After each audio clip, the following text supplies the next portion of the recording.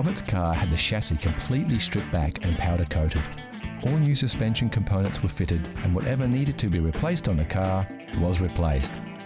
As they had 3 cars in the workshop at once, and as this vehicle was to be Robert's daily driver, he chose to use the best parts from the 3.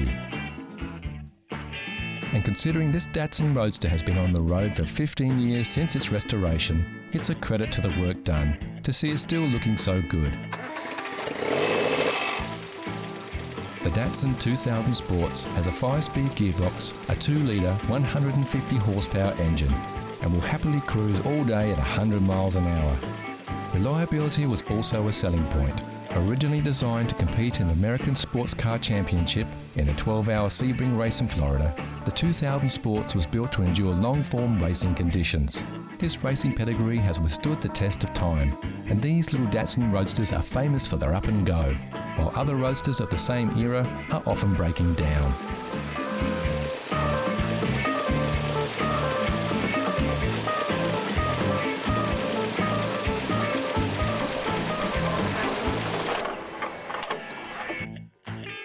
The cars were only ever sold in Japan, America, Australia, South Africa, and a few cars were sold into Finland for some reason or other. We're not sure why. But there are about 30-odd thousand sold in the States, 2,500 sold in Australia. And these days, very, very hard to come by good examples. Most cars in the 70s were thrashed pretty hard by young guys because they were cheap to buy. They went quick, so people bought them, crashed them, and now most examples that you buy have been rebuilt a few times, and they're full of plastic. So it's very hard to come by a very good car.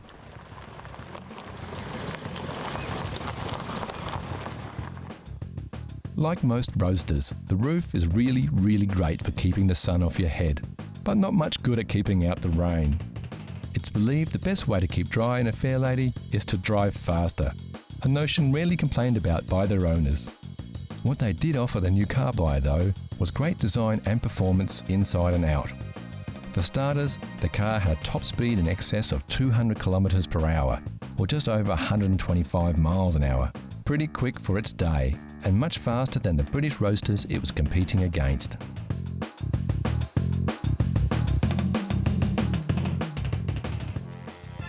This was most likely due to 2 factors. The buying public was still infatuated with British Roadsters from MG, Austin Healey and Triumph, and pricing was competitive. Also, the Japanese car maker had yet to cement its reputation as a quality car builder, and it needed time to develop and prove its product would last through the years.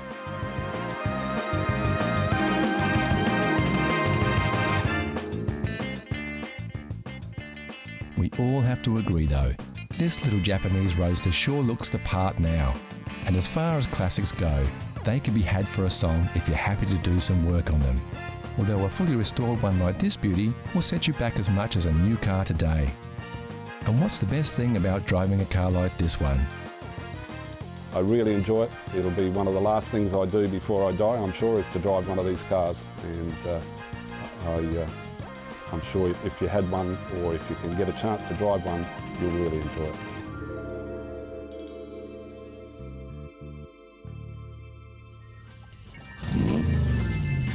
Here's a challenge for all you classic car fans. Know Your Chrome gives you a peek at some close-ups of classic chrome. Look at the shapes. Do you recognise the lines? Can you tell which car sports this shiny styling? It's too early for clues, but we can tell you it's a car, it's a classic, and it's very, very cool. Look closely, and we'll give you more hints later in the show. Next on CC, the Classic Car Show. A barn find that's made it back on the road. A Porsche great of tomorrow, and a groundbreaking US classic.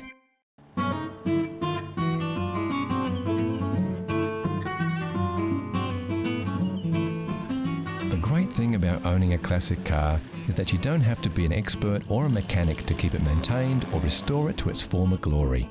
With simple 4-stroke engines and basic electrical systems, classic and vintage cars are relatively easy to work with, and almost anybody can roll up their sleeves and get a few jobs done. Take Neil Frost for example.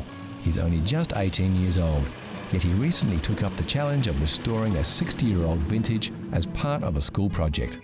About 8 months ago, I found a 1948 Morris 840 Series E up in a winery. I've been working on it as part of a school project and done a few things on the engine, converting it from 6 volt to 12 volt and also fixing the brakes. Of course, undertaking a project like this is no mean feat, and Neil sought out local experts to help him along the way. So I had a member from the Morris Register come and help me work on it. And also the neighbour across the road helped me work on the brakes. And also, just converting it from the 6 volt to 12 volt. And any queries I needed, I would always ask the member from the car club. As with any old car that hasn't been maintained for years, it's important to make sure the brakes are in good working order before hitting the road. So this was one of the first jobs that Neil tackled. The first job I did on the car was removing the brakes. That meant taking off the brake drum, the brake shoes and the wheel cylinders, and then I took them to a place where they were reconditioned, and then when they came back I put them all back on. When Neil first bought the car, it had a 6-volt battery, which are very hard to find. So his next job was to convert the car from a 6-volt to a 12-volt system. The headlights and indicators also needed replacing, as well as other parts like the fuel pump and the volt regulator. As we can see, the upholstery on this car does need a bit of work, and Neil plans to do a course with the local car club, where he can learn the skills to repair the wear and tear on the vehicle's seats and panels. There's a few members in the car club that have done the course and have been willing to teach me, so at some stage I would like to learn to reupholster the seats. One of the reasons Neil chose to work on a Morris 8 was that, although the car was built in 1948, it's still relatively easy to find spare parts. Luckily, many of the parts on this vehicle are the same as those found on its successor, the incredibly common Morris Minor. Parts are generally inexpensive and easy to find on the internet, so it's a good car to work on as a beginner. Yeah, it's a good car for a beginner to work on. They're very simple, not too complex. The modern cars like today are there's wires everywhere and they're very hard to sort of get your hands in, where these are just straightforward. You've got the engine, wheels, it's pretty much what a car is. One day Neil plans to spend some time on the bodywork by removing an odd dent and even giving the whole car a respray. But for now, Neil's just happy to have completed his project and got the car roadworthy. The best thing about working on this car was that I got to finish it and now I get to enjoy driving it. As it was easy to work on, it didn't take too long, and now I can just sit back and enjoy driving.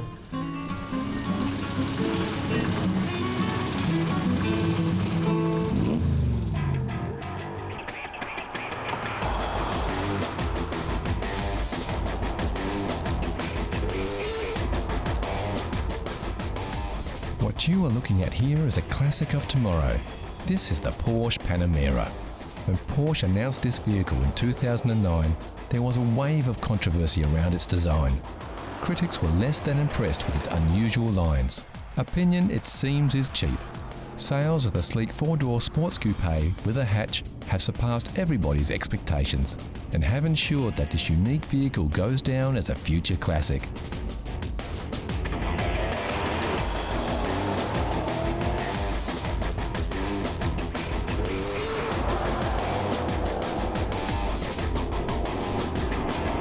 So why is a 4-door hatch so popular?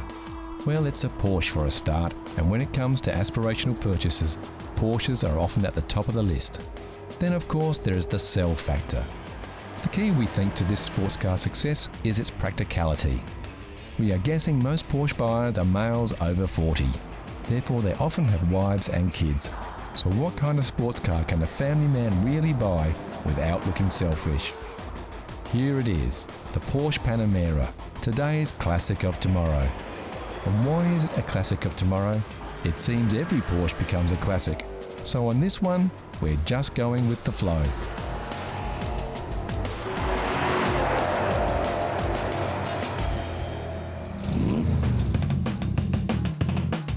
What you are looking at here is a Lamborghini Miura, one of only 300 or so left in the world.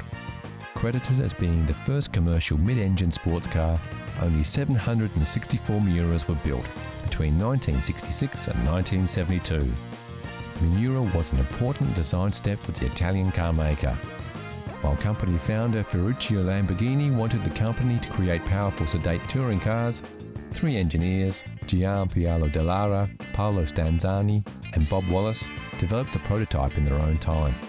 It went on to be a hit in the 1966 Geneva Motor Show, and body stylist Marcello Gandini got most of the credit. The Miura was a vehicle firmly placed between decades. Classic 60s styling combined with some 70s experimentation. This resulted in a car that was truly unique. Some consider the pop-up headlights to be a fad of the time, but in actual fact were a necessity. For the car to be legal in some countries like the USA, which had regulations on minimum headlight height, rather than restyle the body, the headlamps would raise up via small electric motors.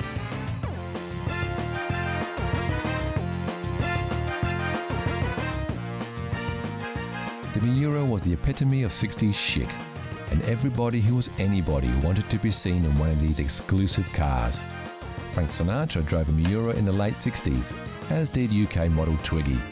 In fact, this car we are looking at now is said to be her car, which was custom ordered from Lamborghini in 1970. For the Italian car maker, the Miura was a giant step in performance cars. There was such demand for the vehicle, the company could have kept selling them well beyond 1972 when they ceased production. So why did they stop? Well, Lamborghini was a small, boutique car maker who couldn't produce more than one model at a time, and they had a worthy successor in the wings, the Lamborghini Countach.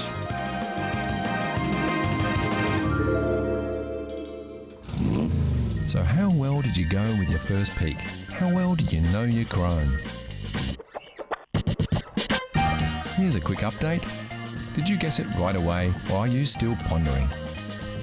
Take a look at these shots. We're showing you a little more of the car here, so you should be able to pick it. The answer is coming soon.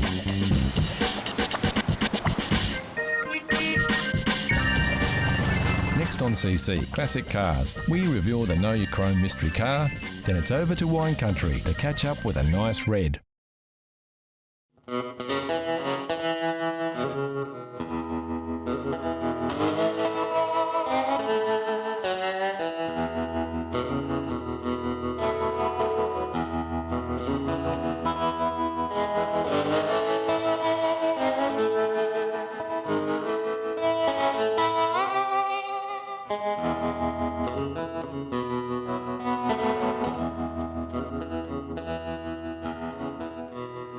Some cars seem to be locked into a time, even though they span several decades. When most people look at the lines and designs of this classic American sports car that seems to ooze more muscle than hustle, they think 1980s.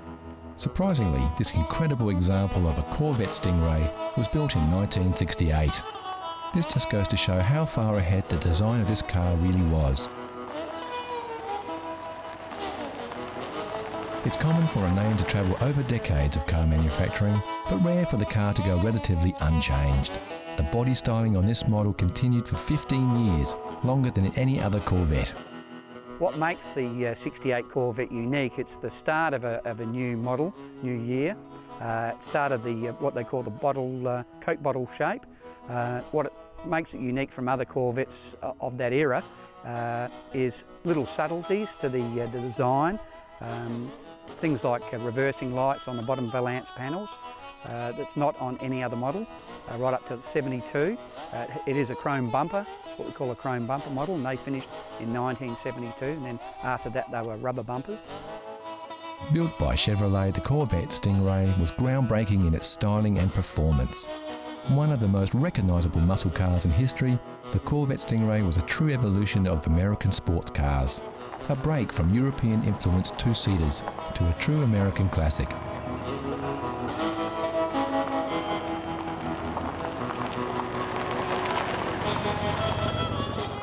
So how does this car differ to many others of its time? First of all, for a car built in the USA, the Corvette from day one had a unique body construction.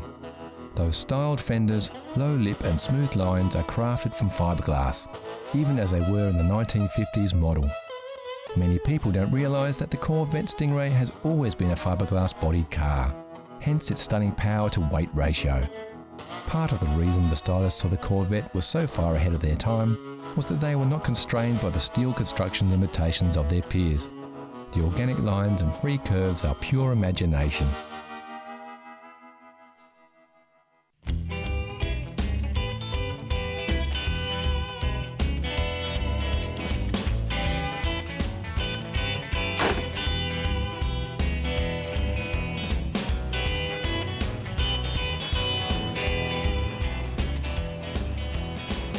Many fans of the Corvette Stingray grew up watching American television shows, where the car often had the starring role.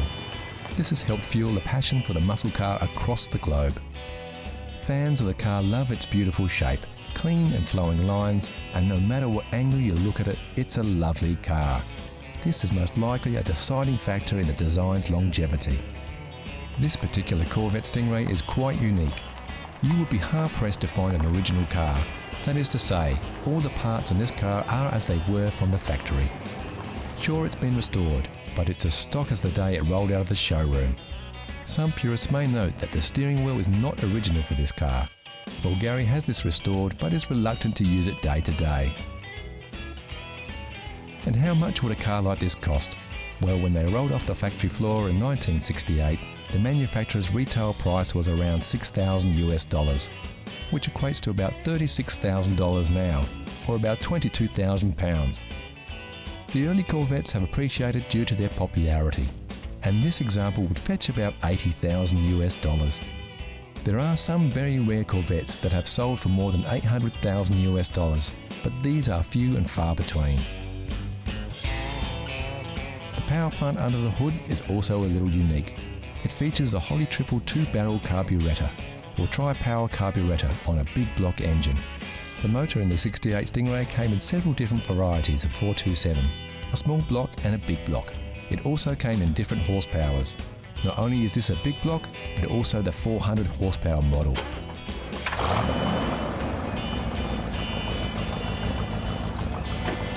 There is no question, the American muscle cars were in a style class all of their own. While the European car makers were staying small and sleek, the muscle cars were all about looks and a powerful performance. And when you put that much power in a relatively light vehicle, something has to give. What's the car like to drive? I mean, it's very basic. It is a 1968, so the technology's not there like a new car. But it's like sitting, once you're in there, it's like sitting in a cockpit of an aeroplane. You're very low down, and the bonnet is very, very long. So it takes a bit of getting used to see over the front. In a straight line, it's magnificent. Out in the open road with the top down, it's a lovely free feeling. It's not that terrific when you come to cornering. It's not a good cornering car. The back end tends to want to sway out a bit if you give it a bit of gas. But out on the open road, as long as you're going straight, it's a beautiful car to drive. It's not every day you see a car over 40 years old rolling out of a winery and feel the twinge in your neck as your head turns just a little too far. It's cars like the Corvette Stingray that help keep the passion for classic cars alive.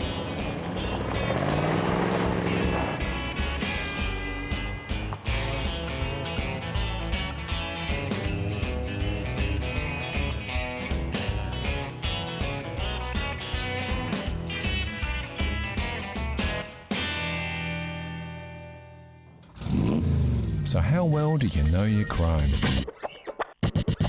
If you said it was a 1976 Porsche 911 Carrera 3, you'd be right. The classic 911 shape has held true for decades, starting way back in 1963.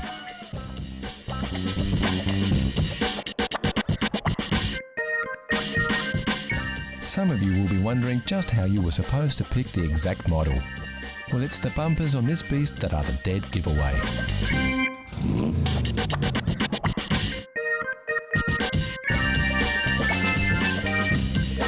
It seems we are surrounded by classic cars. We can't believe how many classic cars are still on the road, but we do know why. Classic cars hold special places in the hearts of so many.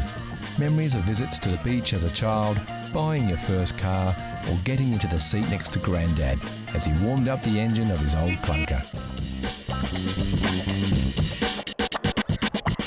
Few mechanical things can evoke so many emotions and memories and give lovers of old metal a chance to relive the past, a past preserved in CC, Classic Cars.